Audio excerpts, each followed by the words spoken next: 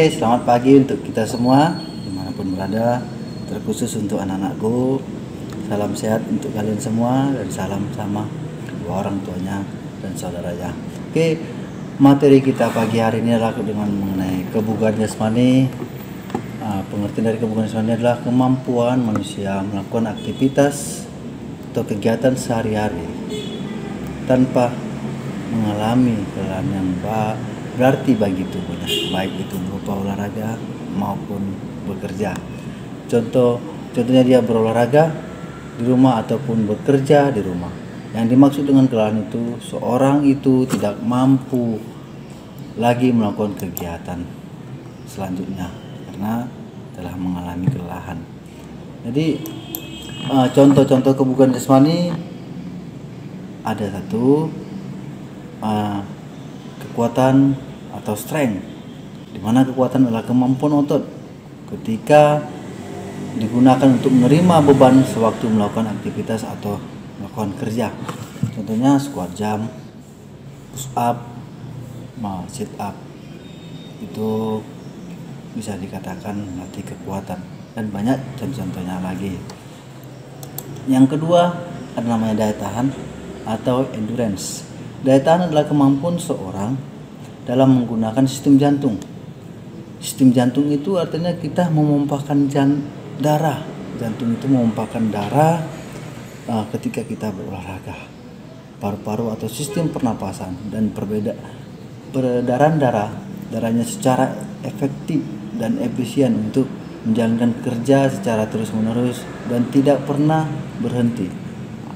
Contohnya latihan kebugaran jasmani bagian daya tahan ini bisa dikatakan lari sejauh 2 km dengan waktu 12 menit. Itu dilakukan berulang-ulang ya.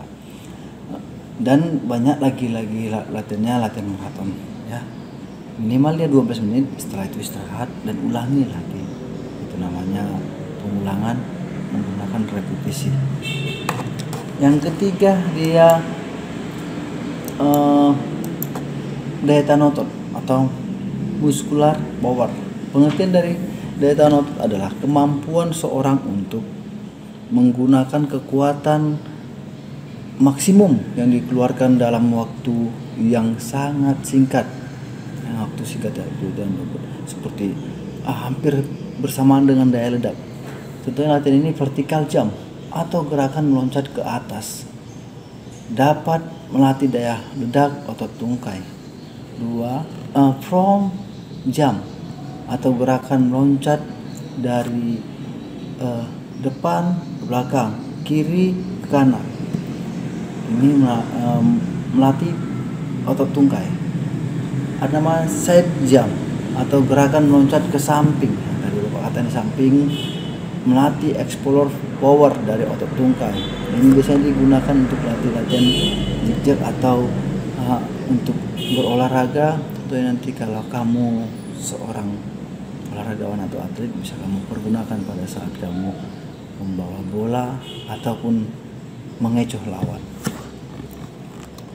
Dari yang namanya 4 kecepatan atau speed. Kecepatan ini sangat dibutuhkan pada saat kita lari sprint ya.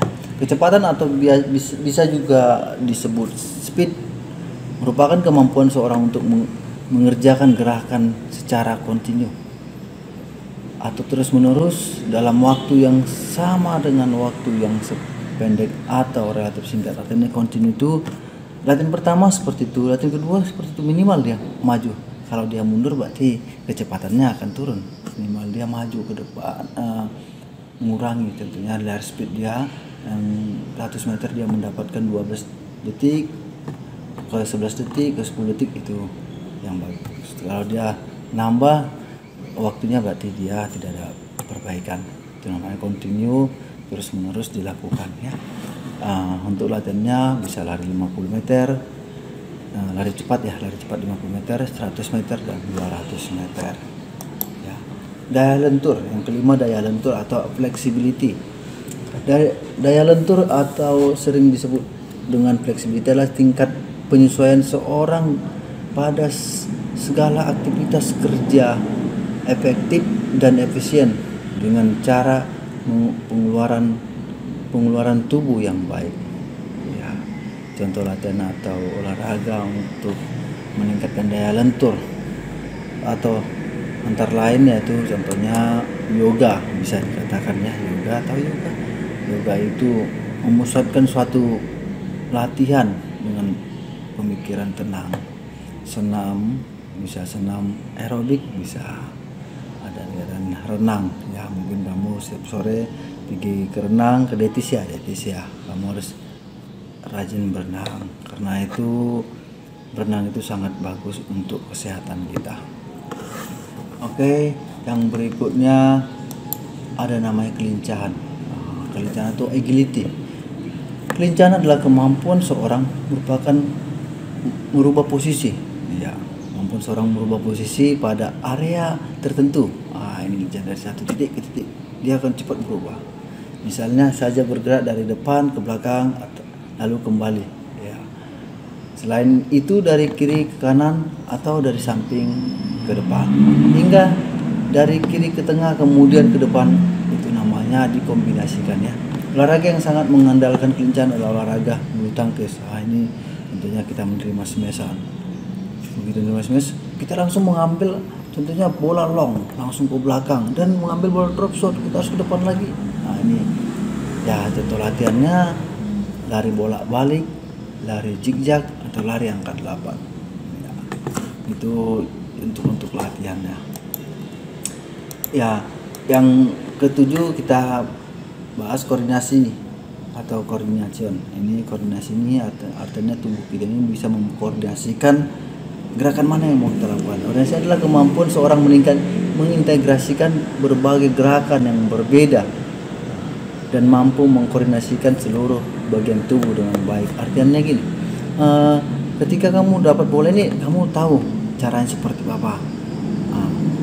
Ketika kamu dapat bola, kita pakai ini badminton, bola drop shot, kan menggunakan tangan backhand atau forehand. Ini dia namanya dikoordinasikan. Dan ketika kita berubah lagi untuk buat long bola belakang, kita akan udah siap-siap untuk ke belakang menggunakan teknik apa. Ini namanya mengkoordinasikan gerakan tubuh kita ya. Kalau untuk pada saat berenang seperti itu juga, kita mengkoordinasikan tubuh kita. Ketika kita mau cepat, kita sudah bisa mengatur tubuh kita. Oke. Untuk gerakan-gerakan yang lainnya bisa seperti itu. Jadi kalau kita sering latihan, mengerti arti koordinasi, itu sangat dibutuhkan. Ya, dalam kebugaran jasmani ini mungkin itu yang Bapak bisa sampaikan. Kita akan Bapak akan peragakan contoh-contoh dari latihan, sedikit dari latihan kebugaran jasmani yang bisa kamu lakukan di rumah. Oke, terima kasih. Jangan lupa dipahami materi yang Bapak sampaikan. Terima kasih. Oke, selamat pagi anak-anak.